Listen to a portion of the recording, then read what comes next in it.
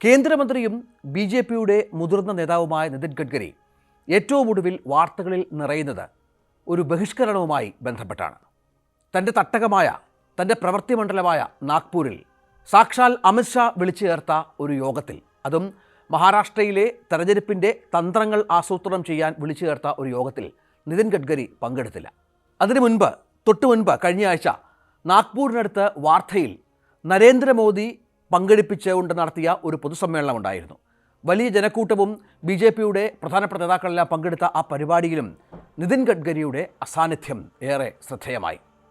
നിതിൻ ഗഡ്കരിയുടെ ഈ നിലപാട് മഹാരാഷ്ട്രയിലെ ബി ജെ പി പ്രവർത്തകർക്കിടയിൽ സൃഷ്ടിച്ചിരിക്കുന്ന ആശയക്കുഴപ്പം ചെറുതല്ല.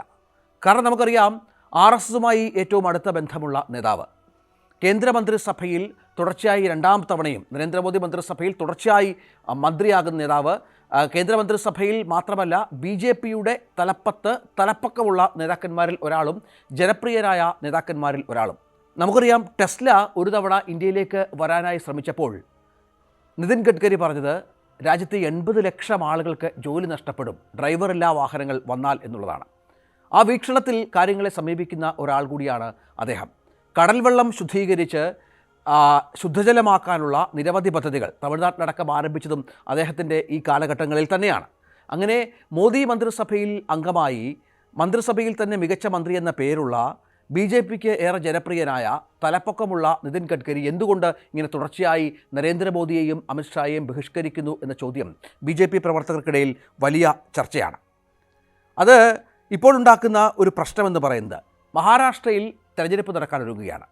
ആർ എസ് എസ് മുൻകൈയെടുത്താണ് മഹാരാഷ്ട്രയിൽ താരപ്രചാരകനായി നിതിൻ ഗഡ്കരിയെ നിയമിക്കണമെന്ന് ബി ജെ പിയോട് ആവശ്യപ്പെടുകയും തുടർന്ന് താരപ്രചാരകനായി തന്നെ ബി ജെ പി നിശ്ചയിച്ചിരിക്കുന്നത് നിതിൻ ഗഡ്കരി എന്ന നേതാവിനെ കൂടിയാണ് എന്നത് നമ്മൾ ചേർത്ത് വെക്കണം. കാരണം വിദർഭ മേഖലയിലെ 62-ൽ 45 നിയമസഭാ സീറ്റുകളിലും വിജയം ഉറപ്പിക്കണമെന്നാണ് അമിത്ഷാ പ്രാദേശിക ബി ജെ പി നേതാക്കളോട് നിർദ്ദേശിച്ചത്.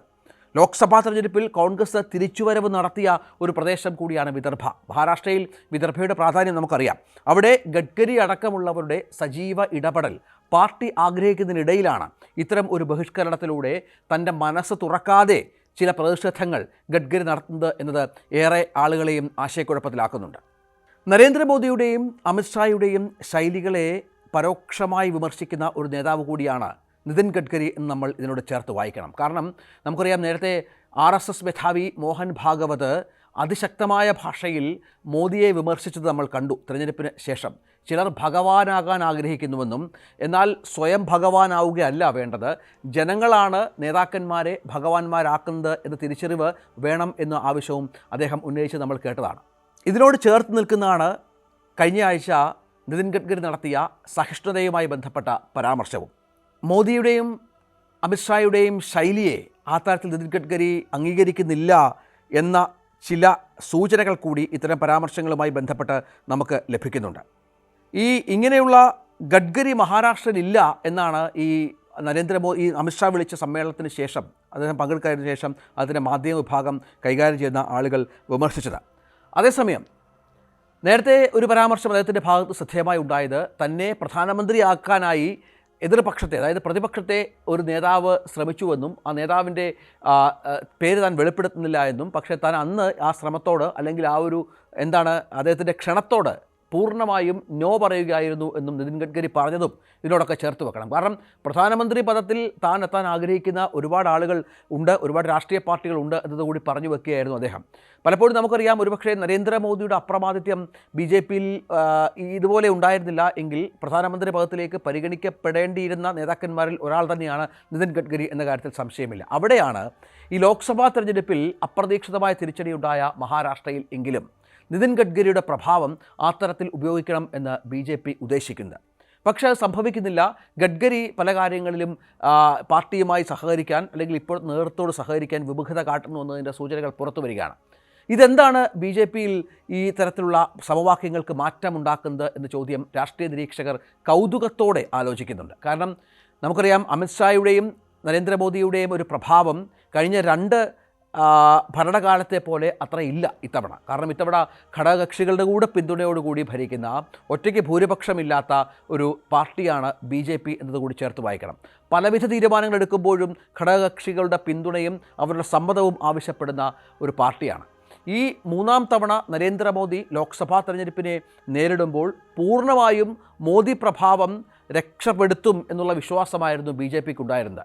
അയോധ്യയിൽ രാമക്ഷേത്രത്തിൽ അന്ന് പ്രാൺ പ്രതിഷ്ഠാ ചടങ്ങിൽ പ്രധാന ആളായി ഇരുന്നതും അതിനുശേഷം നടന്ന യോഗങ്ങളിൽ തന്നെ സ്വയം പ്രഖ്യാപിത ദൈവമായി നരേന്ദ്രമോദി പ്രഖ്യാപിച്ചു എന്നതുമൊക്കെ RSനെ പോലെ തന്നെ നിതിൻ ഗഡ്കരിക്കും ഒട്ടും ദഹിച്ചിട്ടില്ല എന്ന് വേണം മനസ്സിലാക്കാൻ. അപ്പോൾ അവർ പുലർത്തുന്ന നരേന്ദ്രമോദിയും അമിത്ഷായും പുലർത്തുന്ന ശൈലികളോട് ഒരുപക്ഷെ ആദ്യമായി BJP നേതൃതലത്തിൽ നിന്ന് പരസ്യമായി രംഗത്ത് വരുന്ന ഒരു നേതാവായി കൂടി നിതിൻ ഗഡ്കരി മാറുമ്പോൾ അത് പാർട്ടിയിൽ എന്ത് മാറ്റങ്ങൾ ഉണ്ടാക്കും? നരേന്ദ്രമോദിയെയും അമിത്ഷായെയും തിരുത്തുക എന്ന ലക്ഷ്യം തന്നെയാണോ നിതിൻ ഗഡ്കരിക്കുള്ളത് എന്ന ചോദ്യമടക്കം മുന്നോട്ട് വെക്കുന്നുണ്ട്. നിതിൻ ഗഡ്കരിക്ക് പാർട്ടിയിലെ ഒരു വലിയ വിഭാഗം പിന്തുണ കൊടുക്കുന്നുണ്ട് എന്ന സൂചനകളും പുറത്തു വരുന്നുണ്ട്. അങ്ങനെ ശൈലി മാറ്റത്തിന് നിതിൻ ഗഡ്കരിയുടെ ഈ നിലപാട് കൊണ്ട് ഈ പ്രധാനപ്പെട്ട നേതാക്കൾ നിർബന്ധിതരാകുമോ എന്നതാണ് കാത്തിരുന്ന് കാണേണ്ടത്. BJPയിൽ ഇതുണ്ടാക്കുന്ന മാറ്റങ്ങൾ ഏത് തരത്തിലായിരിക്കും എന്ന കാര്യത്തിലൊക്കെ ഇനി നമുക്ക് വരും ദിവസങ്ങളിൽ അതിനെക്കുറിച്ച് കൗതുകപൂർവ്വം വീക്ഷിക്കേണ്ടി വരും. കാരണം അത്രത്തോളം പിണക്കത്തിലാണ് നിതിൻ ഗഡ്കരി എന്നുള്ളതാണ്. അത് പരോക്ഷമായും പ്രത്യക്ഷമായും അദ്ദേഹം ഇപ്പോൾ പ്രദർശിപ്പിക്കുന്നത്. BJPയിൽ ഉണ്ടാക്കുന്ന അസ്വാരസ്യം ചെറുതല്ല, BJP അണികൾക്കുള്ളിൽ ഉണ്ടാക്കുന്ന ആശയക്കുഴപ്പവും ചെറുതല്ല.